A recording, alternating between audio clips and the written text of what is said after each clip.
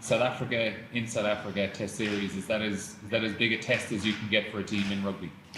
Yeah, certainly at the moment it is. Yeah, they obviously world champions.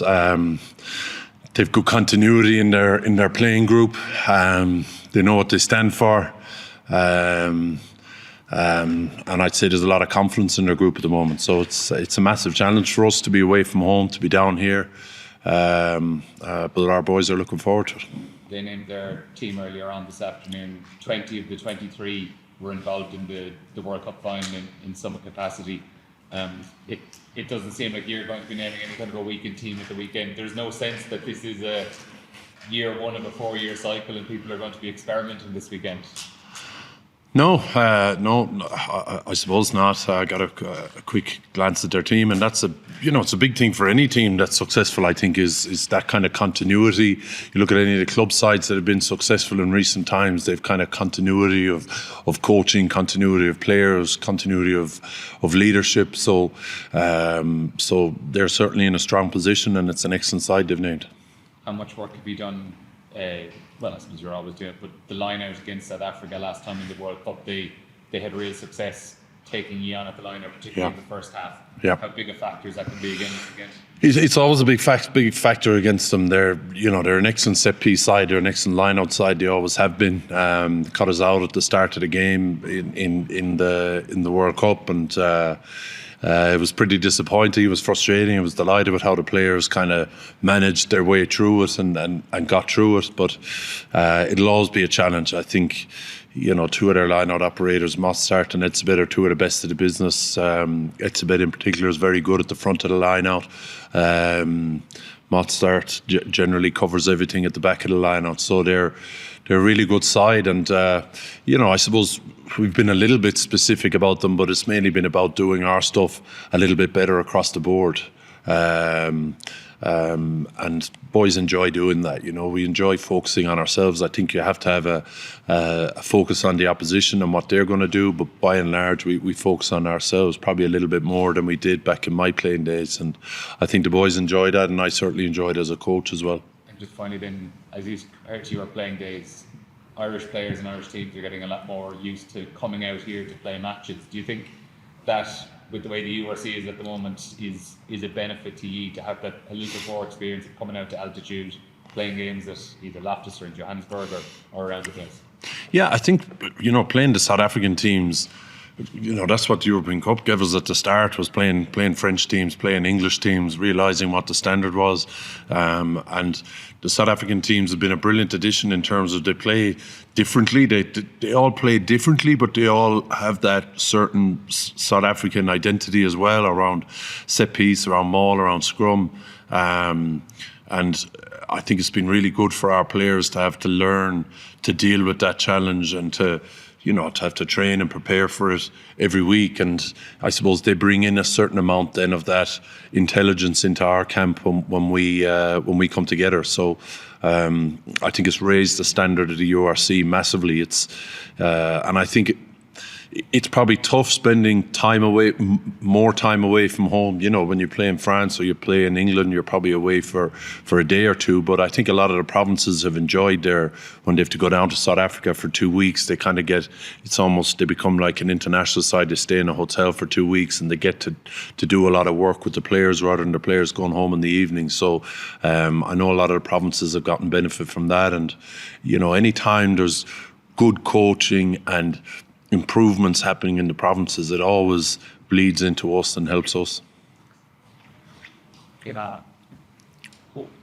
past, South African teams used to play in the Southern Hemisphere, and now playing in the URC, and it kind of like levels us. We are all towards the end of our season, so there's no way to hide in terms of who's fresh up, who's a bit more tired.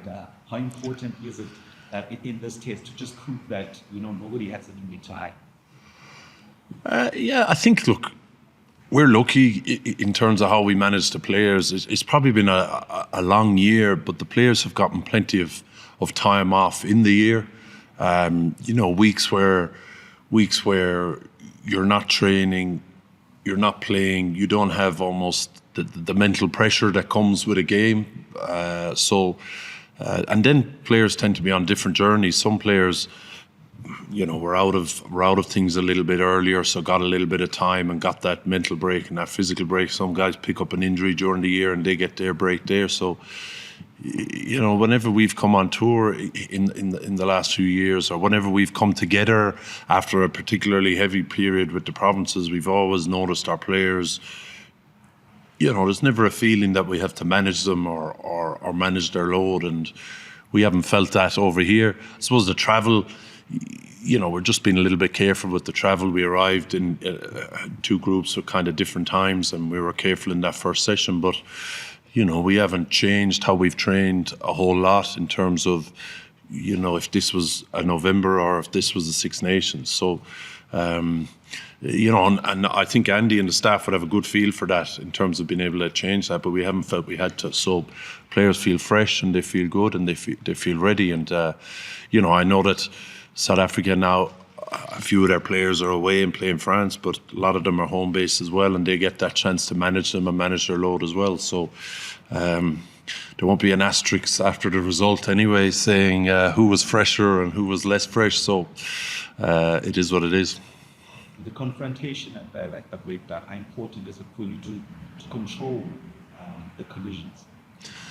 Well, breakdown has become a massive part of the game everywhere. You look at the French final last week. You look at the European Cup final. You look at France playing at the moment. You look at South Africa playing. It's a real battlefield. It's gone back a little bit old school, where teams are a lot more willing to risk putting numbers into the breakdown and creating a little bit of havoc in that breakdown. I think teams have gotten very good at pick and choosing their moments based on the position of the field that a team is in to go after certain breakdowns.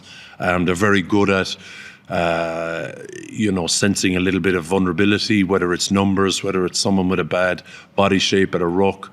The decision making at the breakdown has almost become like the decision making that players have with ball in hand, or the decision making that players have to do when they're attacking. And it's a big challenge for us. Any time you play South Africa, the breakdown is always a big challenge, because our boys really enjoy it as well. With some excellent poachers, some real good counter ruckers, very good decision makers at the breakdown. So it'll be a big part of the game at the weekend.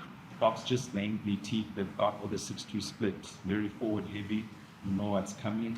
Does it change how you guys are approaching this week, or well the same? No, it probably doesn't change how we approach the week. You have an awareness of it, and we have to select for what we have and prepare for how we want to play and what we want to do in that second half. So, probably doesn't change our preparation massively.